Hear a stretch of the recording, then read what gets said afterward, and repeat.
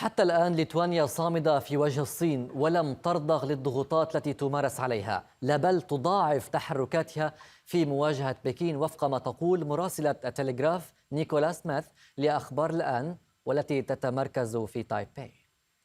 This diplomatic dispute is continuing, but Lithuania appears to be doubling down despite the pressure. It's also receiving support from within the European Union. They have said that Lithuania should be allowed to make its own sovereign decisions about who it has relations and ties with. And in many ways, Lithuania is setting the tone. It's a very small country of under 3 million people, but it's setting the tone of how to deal with China in diplomatic disputes and how to approach these attempts at economic coercion to try and force it into a certain position. We're also going to see a delegation of Taiwanese politicians and business leaders who are going to go in October to Lithuania and several other European countries and to build up economic and trade ties. So there certainly seems to be more European support for Taiwan, which only has 15 official diplomatic allies, but it does have strong partnerships around the world. تايوان هي بلد ديمقراطي يعيش فيها 24 مليون نسمة، لديها جيش وعملة، كما أن لديها تعاملات دولية كأي بلد آخر، بالرغم من عدم اعتراف معظم دول العالم بها. رغم كل ذلك تحاول الصين ترهيب تايوان وتبذل جهدا كبيرا لتقويض حقوقها في الخارج. People in Taiwan want to live their lives. They want the government. The government is a strong advocate of keeping the status quo. They want to have good relations with China, but they don't want to be ruled by China. But China won't accept this position, and it's trying to squeeze Taiwan out of international bodies, including the United Nations. It's trying to do everything it can to undermine Taiwan's rights abroad, anything that would look like Taiwan asserting its sovereignty or independence. It's also exerting a lot of military pressure on Taiwan. There have been 500 incursions this year alone into Taiwan's air defense identification zone, with China sending its military aircraft, including nuclear-capable bombers. And it's clearly an intimidation tactic. Taiwan has reached out to Beijing, the Taiwanese president, Tsai Ing-wen. She has said that Taipei would be willing to speak to Beijing, but on equal terms. And she has opened that door, but Beijing has decided not to walk through it just now and has frozen ties with the Taiwanese government. الأهم من كل ذلك يبدو أن الاتحاد الأوروبي يعيد تحديد موقفه، وهو يعرف تماما أنه لا يمكنه التفكير فقط بالتجارة، كما أن هناك ادعاءات جدية بانتهاكات حقوق الإنسان في الصين. وتقول نيكولا سميث أنه في مايو الماضي تم تعليق العمل باتفاقية التجارة بين الاتحاد الأوروبي والصين بسبب انتهاكات حقوق الإنسان في شينجيانغ وهونغ كونغ.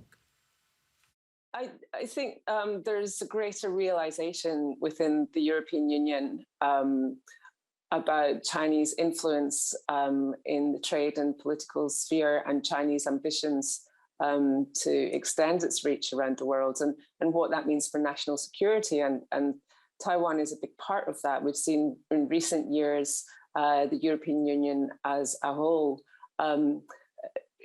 realigning its position on Taiwan, making more gestures towards better ties with Taiwan.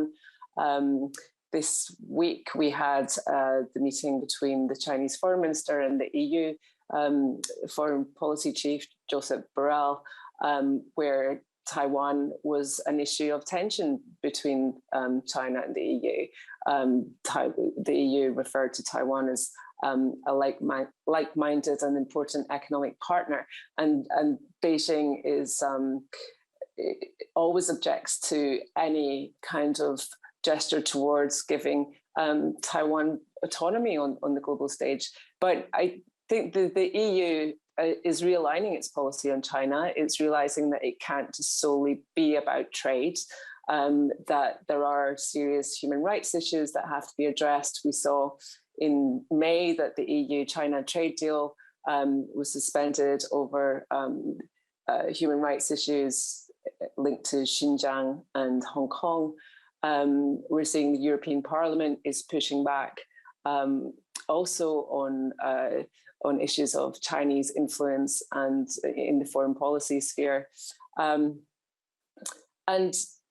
Currently, it looks like the EU is trying to readjust its position. It's obviously a bloc of 27 nations who all have their own foreign policy. So it's there isn't one single unified voice on all of these issues. But there's overall more recognition of Taiwan's place in the world, and also that an invasion of Taiwan, which China has threatened to do, would jeopardize global security and European security. And there's definitely more of an acknowledgement of that. I think that reflects what's happening in the rest of the world. You're seeing various alliances or partnerships forming to push back against Chinese hegemony and Chinese political and military ambitions. We're seeing that in this part of the world as well, with Australia and the US and UK recently forming their AUKUS partnership to cooperate on security and defence issues in the Indo-Pacific. And we're also seeing this in Europe. And countries like Lithuania, who have known authoritarian rule in the past, are really leading the way on this, and they're really setting the tone on how to deal with a more assertive China and how not to be bullied into accepting certain diplomatic positions. كذلك تقول سميث أن الاتحاد الأوروبي أعلن مؤخرا أنه سيطلق مبادرة عالمية لردع مبادرة الحزام والطريق. هذا المشروع الصيني الذي تسعى الصين من خلاله لإبراز تأثيرها وقوتها في العالم، في أوروبا وأفريقيا والشرق الأوسط وآسيا.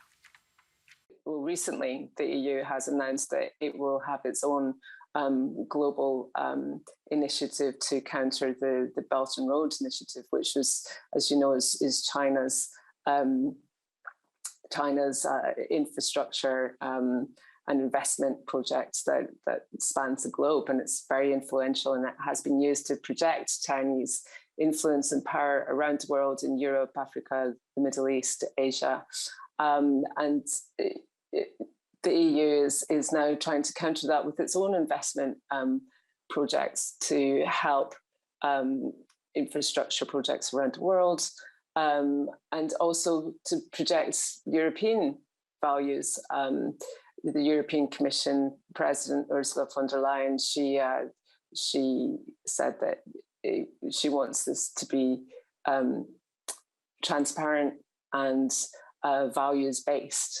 And I think there's an element of this that is pushing back against the concerns that many people have about debt diplomacy or debt burdens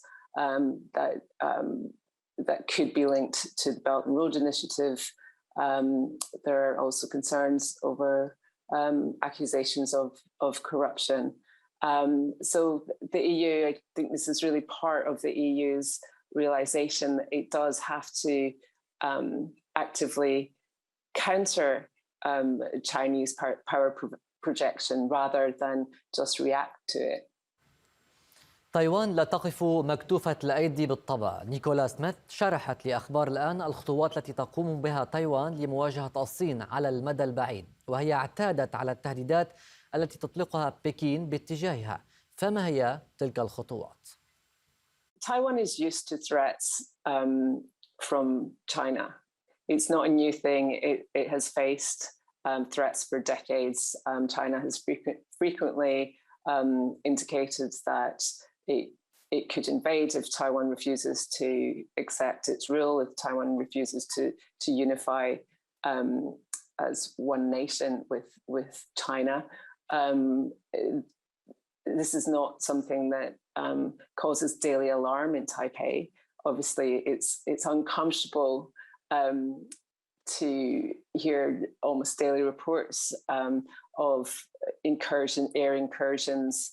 Nobody wants Chinese nuclear-capable bombers flying close to the islands. But on the ground, people just get on with their lives, really. I mean, nobody's really thinking about the kind of imminent threat of Chinese invasion, but it's certainly something that the government is making long-term plans to counter. It's increasing its defense spending.